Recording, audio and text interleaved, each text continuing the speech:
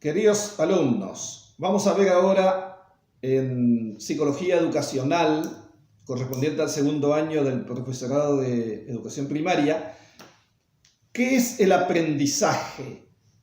¿Por qué aprendemos? ¿Cómo tenemos que hacer para aprender? Fíjense que el aprendizaje es una de las aptitudes más importantes de la persona humana, que comienza antes incluso de su nacimiento y concluye con su muerte. Como decía alguien, porque el día de la muerte aprendemos a morir. Y toda la vida es una vida de aprendizaje. ¿Qué es aprender? Podemos decir, es adquirir un conocimiento, es recibir un conocimiento que no teníamos, por ejemplo.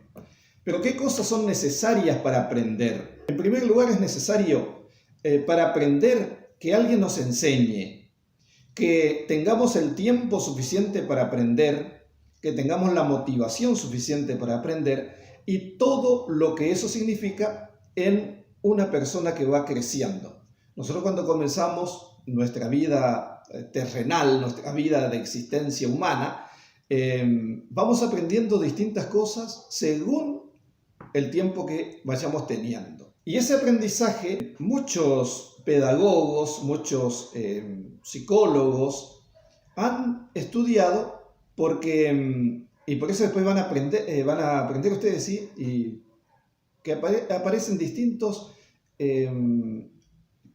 personas en la historia queriendo explicar el conocimiento.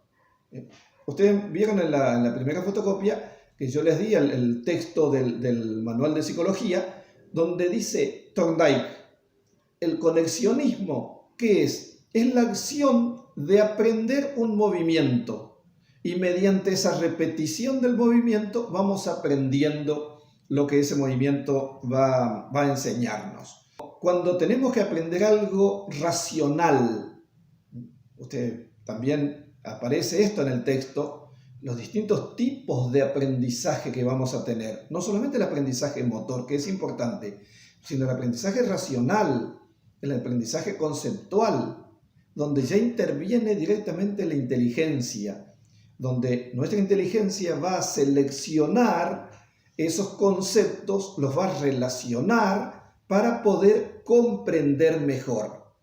Y entonces ahí recién se va a dar el aprendizaje. Hay una etimología del término aprender que viene de ¿cómo es? La crónica policial. Dice, el ladrón corría y la policía lo aprehendió, lo tomó, lo agarró. Bueno, eso es aprender. Cuando yo estoy estudiando y le doy dando vuelta a la idea, hasta que no lo aprehenda, no lo aprendo. Hasta que no lo aprehenda, no lo tomo. ¿Por qué digo no lo tomo? Porque lo hago mía a esa idea, lo hago propio a ese conocimiento.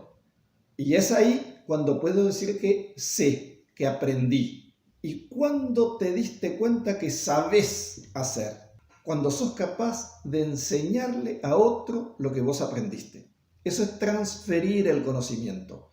Y en esa transferencia estamos demostrando el aprendizaje adquirido. Yo les decía recién que van a ir viendo distintos autores, ya los textos van apareciendo, por ejemplo Piaget. Piaget cuando habla de la adaptación. ¿Qué es la adaptación? Es tomar una postura de aprendizaje, utilizar eso que sé para un nuevo conocimiento, para una readaptación, para una nueva posibilidad de aprender. O Vygotsky nos va a hablar del aprendizaje en un contexto social. Por eso es su teoría histórica y social, porque él dice aprendemos más y mejor con los otros. Es todo un fundamento también psicológico y pedagógico para la escuela en sí, el aprendizaje en comunidad. Después Skinner va a hablar en el conductismo, el tema de la repetición de los saltos, como también hablaba Thorndike.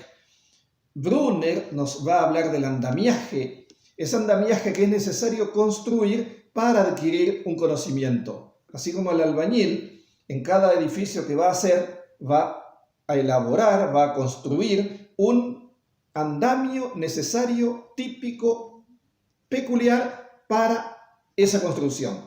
Así también el docente tiene que ayudar al alumno para que construya ese andamiaje para sostener ese conocimiento que quiere adquirir. Vamos a seguir con este tema porque es muy interesante y además tenemos que incluir a otros autores.